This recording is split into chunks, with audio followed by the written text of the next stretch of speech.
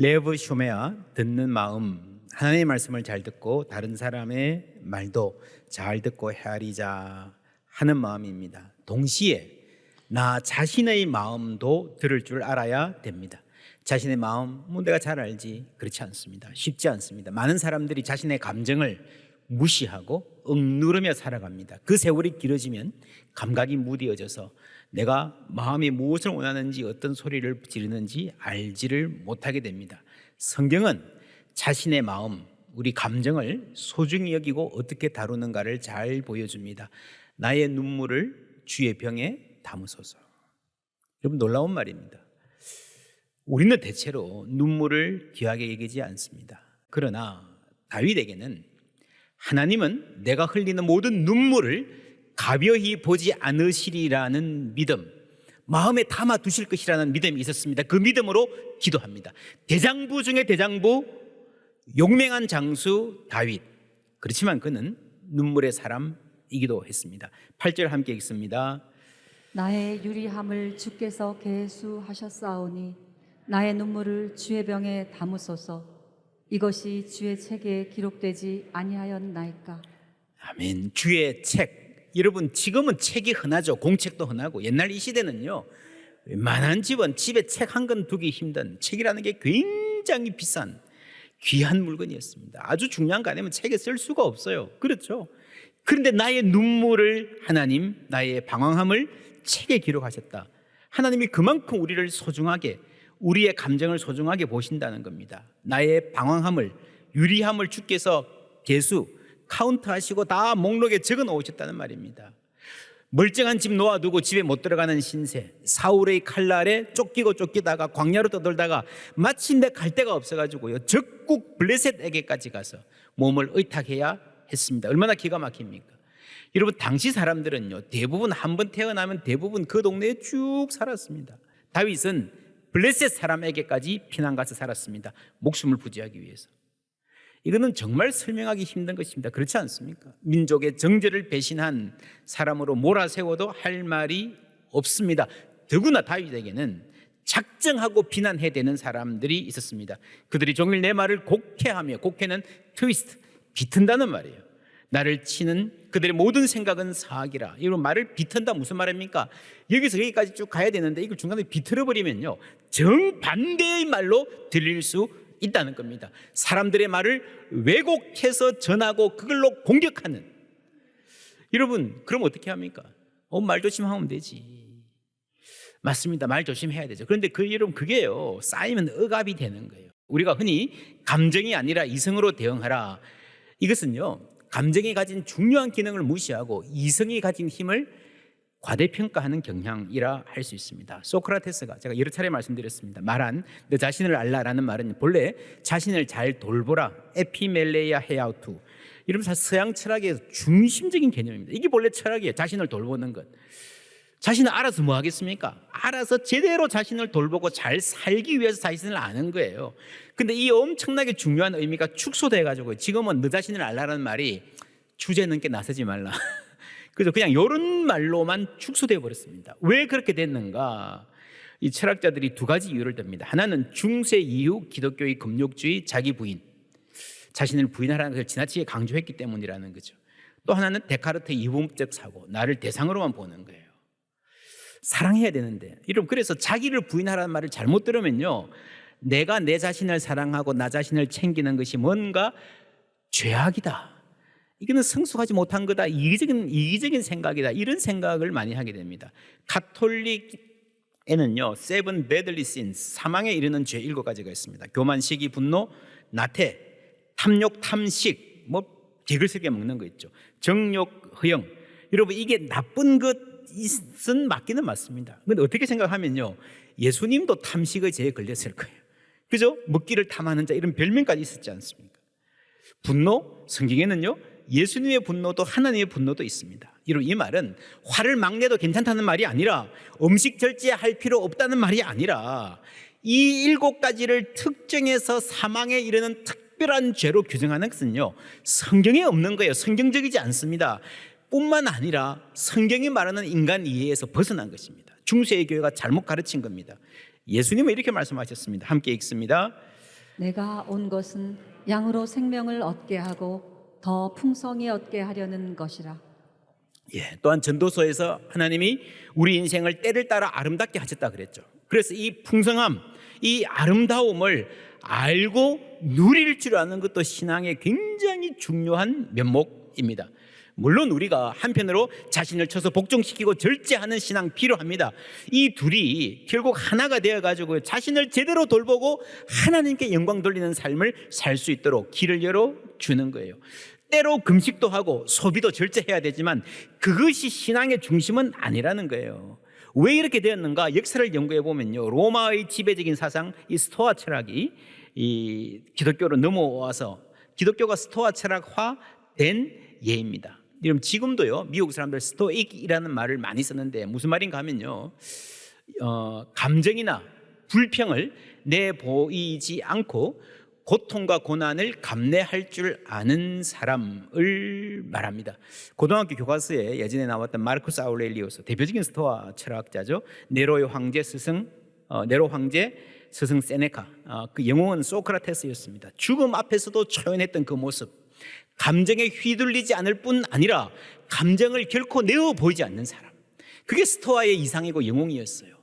예수님은 감정을 숨기지 않으셨습니다. 십자가를 앞두고 고통으로 몸부림치셨고요, 예루살렘 성을 보시고 또 나사로의 무덤 앞에서 통분히 여겨서 우셨잖아요. 아이들과 격이 없이 어울리셨고 사람들과 함께 웃고 즐기고 어깨를 치는 그런 모습들을 자주 보여주시던 그런 분이었습니다. 왜 이 자신의 돌봄이 사라졌나? 기독교의 금욕주의 때문에 많은데 이게 성경의 기독교가 아니고요, 중세 이후에 스토아 철학에서 들어온 기독교와는 좀 결이 다른 사상이었다라고 하는 겁니다. 이것이 한국에 들어와서는 유교적 냉담함으로, 그리고 이것이 억압으로 작용을 하죠. 사나이 대장부가 울면 안 돼 뿐 아니라 여성들에 대한 억압도 대단했습니다. 한국 교회 초기에 교회에 기도하러 오면요, 참 그렇게 우는 여인들이 많았습니다. 울 데가 없었던 분들이 그 모진 시집살이 가운데에 어떤 집은 남편이 속썩이고요, 어떤 집은 자녀가 애먹이고요, 울 데를 찾았습니다. 그게 교회였습니다. 여러분, 그 삶에 어디도 내 말 들어줄 데가 없고 어디에서도 울 데가 없는데 하나님 앞에서 울 수 있었던가만 해도요, 정말 엄청난 특권인 겁니다. 그래서 많은 분들이 속상해서 울다가 기도하다가 은혜 받는 거예요. 내 감정을 만져주시는 하나님, 내 기도 들어주신 하나님 깊이 만나는 거예요. 제가 살면서 어른들에게 들었던 말씀 중에서 가장 가슴 아픈 말은요, 옛날 할머니들이 그런 말을 해요. 남편 복 없는 여자가 자식 복도 없다더니. 들어보셨죠? 저도 오랫동안 정말 그런가 해서 자세히 관찰했습니다. 보니까 거짓말이더라고요.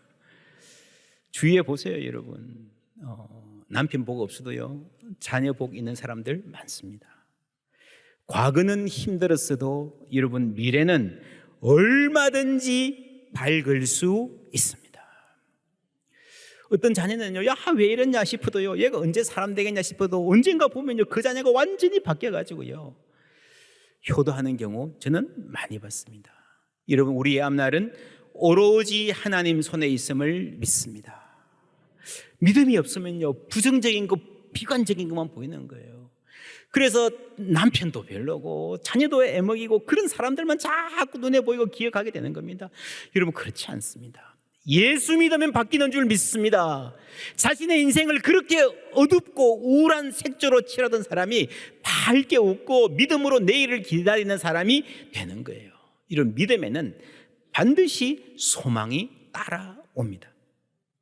믿음과 소망입니다. 소망이 먼저고 그 다음에 믿음이에요. 내 마음대로 소망하고요, 그게 내 욕망이 들어가요. 그렇죠? 내가 마음대로 소망하고 그게 믿음을 갖다 붙이는 게 아니라 하나님을 믿으면 거기서 소망이 따라오는 거예요. 소망이 따라오는 거예요.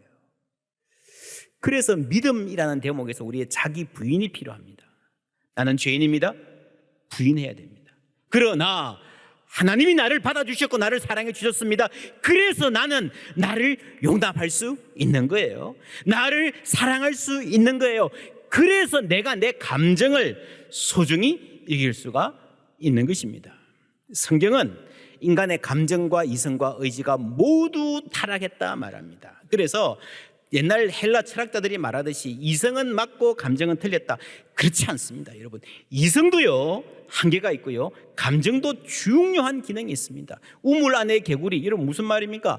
내 세계 속에 갇혀 있다는 거예요. 내 시야가 제한되어 있다는 거예요. 우물 안의 개구리면 아무리 이성적으로 판단하려고 노력해봐야 한계가 있다는 거예요.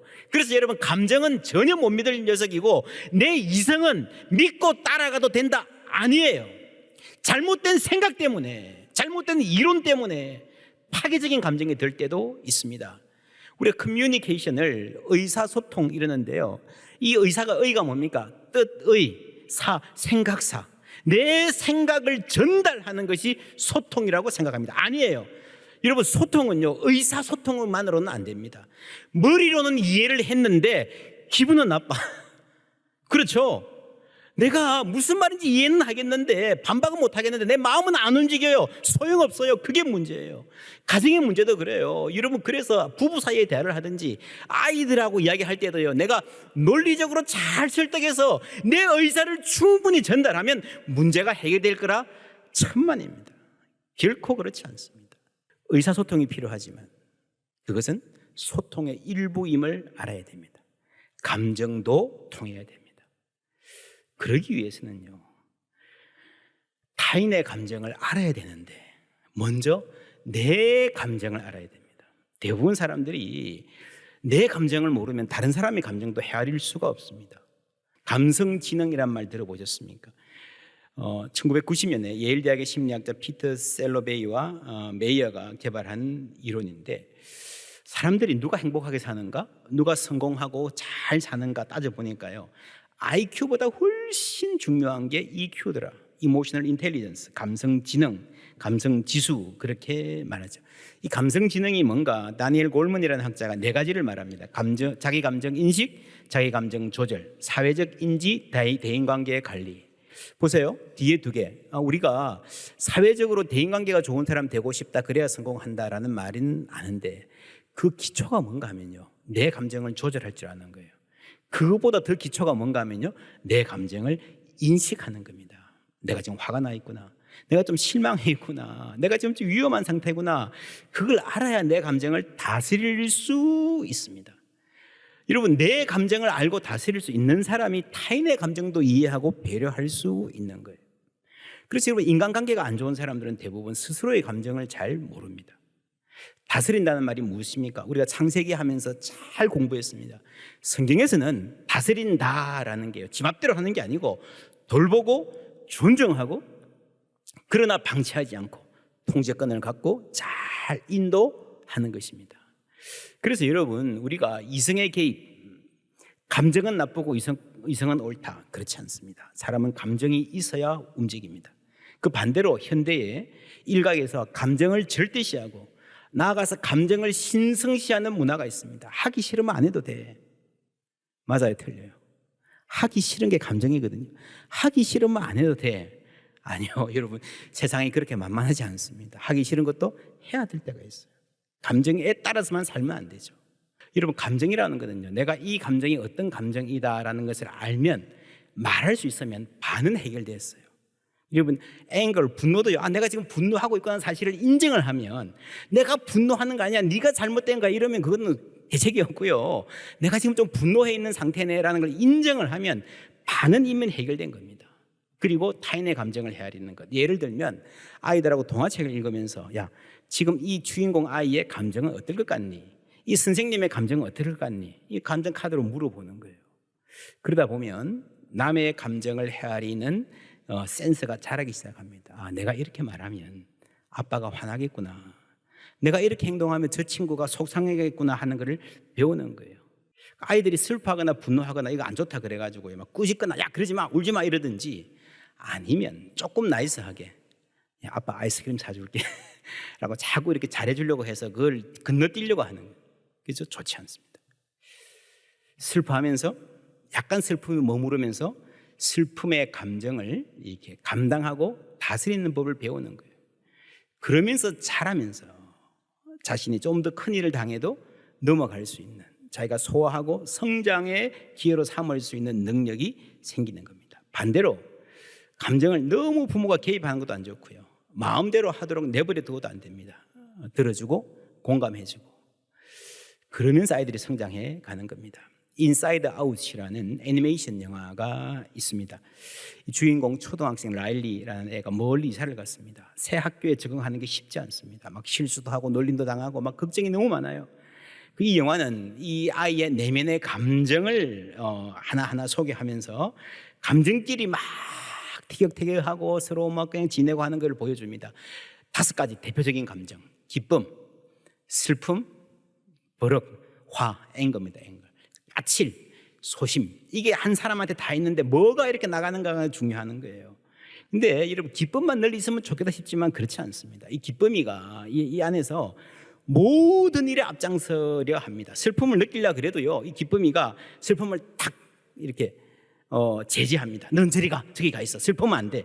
그러면서 모든 일에 기쁨으로 반응해야 된다라고 막 밀어붙이는 거예요. 그러면서 이 삶이 다 무너져 갑니다. 맨 마지막에 해피엔딩이 있는데 해피엔딩이 이 슬픔에게 자리를 내어주었을 때, 슬퍼할 수 있는 기회를 주었을 때에 전체가 서서히 회복되기 시작합니다. 8절 말씀 다시 한번 읽습니다. 나의 유리함을 주께서 계수하셨사오니 나의 눈물을 주의 병에 담으소서. 이것이 주의 책에 기록되지 아니하였나이까. 아멘. 나는 믿음이 있으니까 울지 않을래요. 그거 아닙니다. 나의 눈물을 주의 병에 담으소서.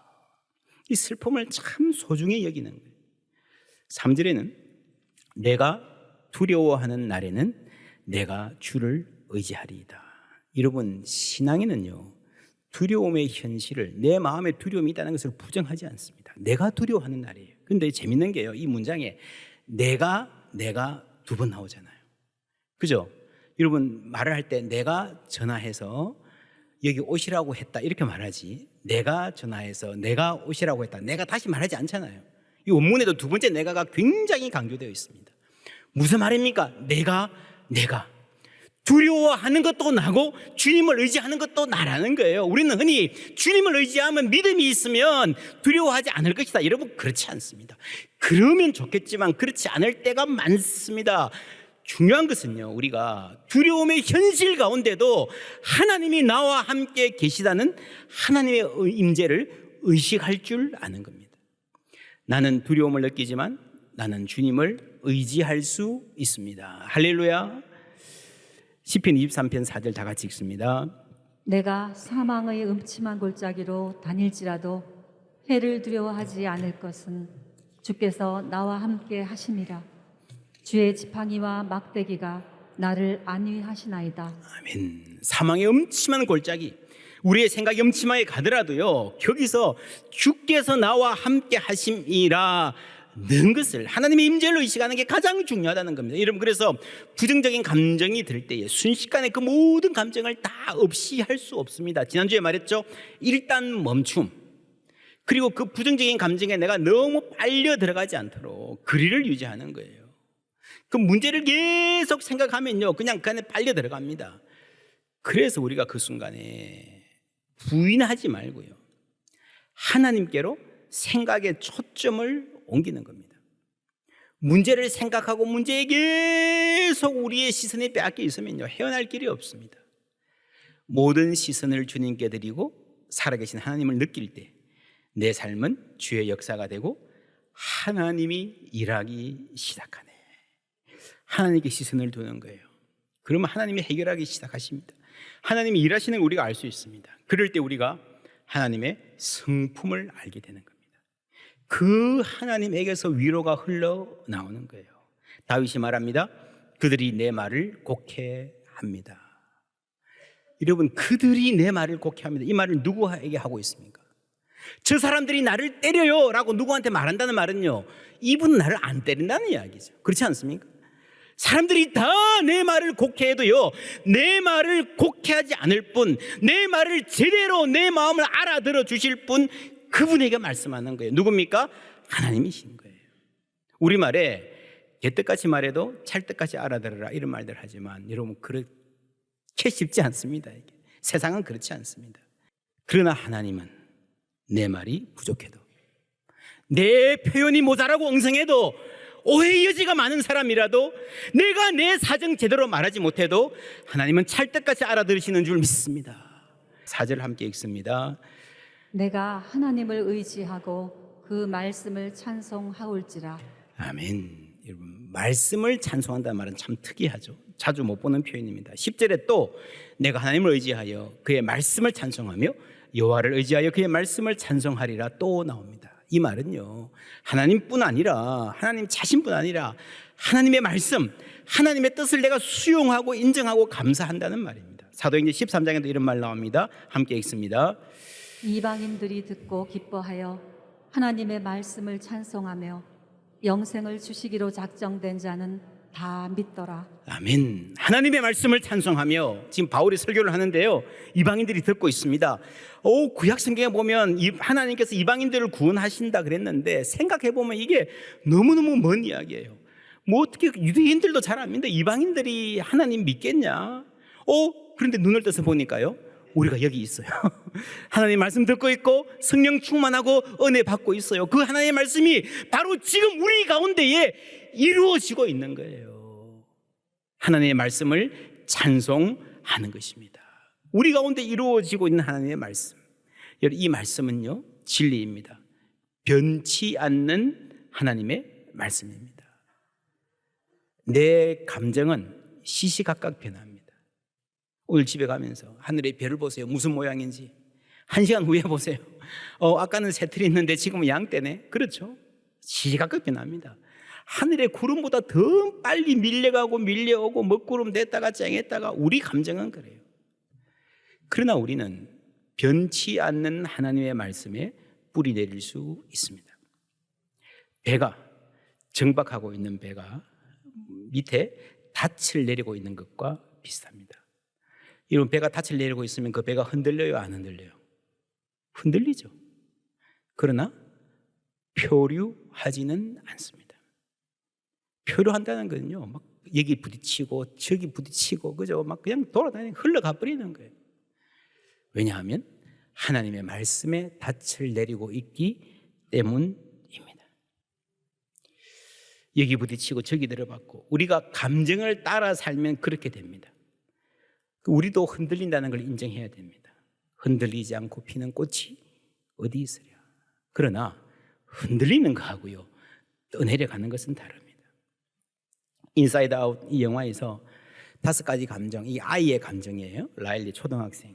근데 이 아이의 감정은요, 각자가 굉장히 많이 다릅니다. 기쁨은 아주 발랄하고 슬픔은 아주 침울하고 어둡습니다. 그리고 목소리 톤 자체가 하늘과 땅 차이예요. 근데 살짝 이 부모들의 감정도 나와요. 이 엄마의 감정, 라일리 엄마의 감정은요, 이렇게 생겼는데 이 톤이 그렇게 차이가 나지 않습니다. 다르긴 다른데 조금 차이가 나요. 그게 성숙하고 안정된 인격을 보여준다라고 해석할 수 있습니다. 흔들리기는 하지만 흔들리는 폭이 작은 거예요. 화가 나지만 뒤집어지지 않는 거예요. 하나님 안에서 끊임없이 자신의 감정을 다스리는 훈련을 하면서 안정되어 가는 모습 우리가 누릴 수 있습니다. 여러분, 이 시편 56편은요 참으로 귀한 성경입니다. 오늘 짧은 시간에 다 주의하지도 못했지만 여러분 집에 가서 읽어보고 또 읽어보십시오. 참 귀한 능력이 있습니다. 시작할 때에 내게 은혜를 베푸소서, 나를 불쌍히 여기소서 하는 말입니다. 참 불쌍하게 시작해요. 화나고 눈물 나고 오해받고 정처 없이 떠돌아다니고, 근데 맨 마지막에 어떻게 끝납니까? 함께 읽을까요? 내가 생명의 빛에 다니도록 하셨습니다. 하셨습니다. 할렐루야. 불쌍한 나지만 하나님 앞에 나 자신을 드릴 때에, 주님 앞에 내 감정을 내어놓고 기도할 때에 내 발이 생명의 빛에 다닐 수 있는 은혜를 하나님 주시는 거예요. 이 은혜 누리는, 깊이 누리는 우리 모두 되기를 주님의 이름으로 축복합니다.